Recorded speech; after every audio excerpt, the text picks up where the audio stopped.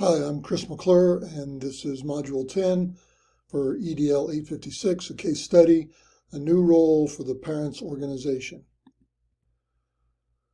First, I would like to establish some facts. I am the principal of the local school, whose PTA has recently reorganized itself as an independent organization, no longer affiliated with the national PTA. The PTA had been a positive and supportive influence for the school and the students. But the new group wants to make some changes and gain greater authority in the school. Before the school year began, I met with the parent group representatives in my office. The group's president, a young attorney, quickly outlined some changes the group would like to implement. Their list included changes to back-to-school nights, increased contributions by staff during parent-teacher conferences, more say in decision and policy-making decisions at the school, more input from committees of parents, and greater access to observe and collect data at the school, and to issue policy statements on the need for changes at the school. The demeanor and the demands by the parent organization president have taken me by surprise, but I must respond to their requests in a manner that will not compromise the success and well-being of all my students at the school, while also not risking the loss of parental support for our programs. In Section 2, I looked at any potential legal or ethical issues regarding the parent group requests. The first issue is the request to have teachers available and presenting during parent-teacher conferences. Any extra time requirement would be in violation of their contract unless offset by time off on other days, which might restrict student learning, a compromise I am not willing to make. The student group president mentioned collecting data. Depending upon the type of data they wanted to collect, it could be a FERPA violation. The Smoky Valley School Board policy states that any student data submitted to and maintained by a statewide longitudinal student data system shall only be disclosed in accordance with the Student Data Privacy Act. Disclosure of all other student data or student record information maintained is governed by the Family Education Rights and Privacy Act, or FERPA.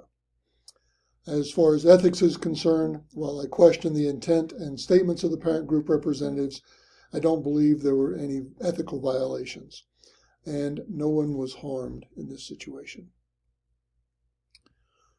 To summarize, after meeting with the newly formed parents organization, I must formulate a plan to address their concerns and demands while maintaining efficient operation of my school for the current and future success and well-being of each student and adult.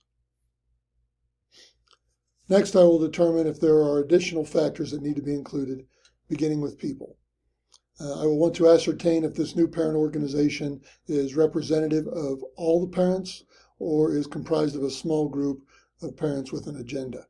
Are they looking out for the whole of the school or just their children? As far as place, I would like to know where my school is located and what type of community it is part of. Is it a small rural community or part of a large urban system in a big city? Also, how diverse is my school and community? Are there any cultural issues that I need to be aware of? Then I think it is important to know about the previous academic performance of my students, including their attendance and discipline and behavior issues. This might help me to understand the parent organization if they're looking to make changes based on those.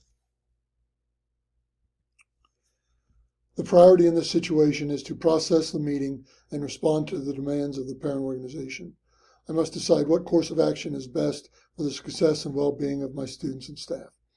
I need to be prepared to ensure two-way communication between myself, the school, and the parent organization. Regardless of my personal feelings, I will advocate for the programs and support my student needs and will advance school improvement projects. Based on the information provided, I've developed a plan of action. The first step would be to assure the parents that I appreciate the support that I and the school have received from the parent organization in the past, and my desire to continue to work with them for the benefit of our programs and students. I would inquire as to any specific performance, curricular, or behavior concerns that the group has in an effort to determine the motivation behind their requests. Next, I would explain the issues related to teachers' contracts and FERPA that the request might violate. They should know that I cannot require teachers to participate in activities outside their contract, whether that occurs at back-to-school events or parent-teacher conferences. I would also want to know what data the organization plans to collect and explain our district, state, and federal laws and policies that protect the privacy of each student and adult. I would invite these parents to volunteer at the school, including serving on our school site council. This might provide them with some of the inside information they are searching for, as well as giving them a voice into how the school is operating. Lastly, I would reiterate my desire to work with them. Our collective goal is to help our students grow and succeed in the after school. I am willing to work with them to promote the current and future success and well-being of each student and adult. In evaluating my plan, I'm going to start with the cons. The most obvious is that the parent group representatives may not be pleased with my response and may voice their displeasure in the school community. My school may also lose some of the support for programs and activities that the PTA has provided in the past. The pros include an opportunity for increased dialogue between myself and the PTA. This is an opportunity for me to get to know these parents better and to understand their point of view and to recognize their concerns. This is also an opportunity for increased parental participation in the school and their children's education. Previously, the PTA had mostly assisted with teacher or staff activities. Now, with my direction, they can achieve some of their objectives within the limitations of the law. In reflecting on my plan, there are a few additional steps that I would probably take. The first action would be to find answers to my questions about the makeup and motivation of the current PTA leadership. Are they considering the entire student body, or do they have some ulterior motive? Next, I would speak with my superintendent and, if applicable, an assistant principal. I'm sure they could give some advice or perspective on the situation.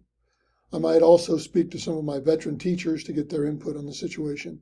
Some of the activities the PTA wants to implement could have a significant impact on their classrooms and curriculum. And I would complete a review of the school's performance and compare my school to other district or surrounding schools to see where we are succeeding and where we may be falling short. To implement my plan, I, and possibly my assistant principal or a lead teacher, will meet with the PTA leadership and voice my concerns and my plan for moving forward together. If they reject my advice, I will make plans for my administration to handle the events the PTA had previously organized, and I will begin to construct a message to inform the community about the proceedings. If the PTA accepts my compromises, we will begin work on how to implement the plan together. I will inform my staff of the events and changes that may affect them, and will make sure the superintendent is included in any correspondence. The role here, or the object here, is to work together for the students. So just having that open dialogue, having that conversation back and forth to make sure that we're on the same page, that the PTA knows that my school, myself, and all my administration and staff are working the best they can for their students is the important part. Lastly, I have included my standard correlation, relevancy statement, and reflection. Thank you for your attention.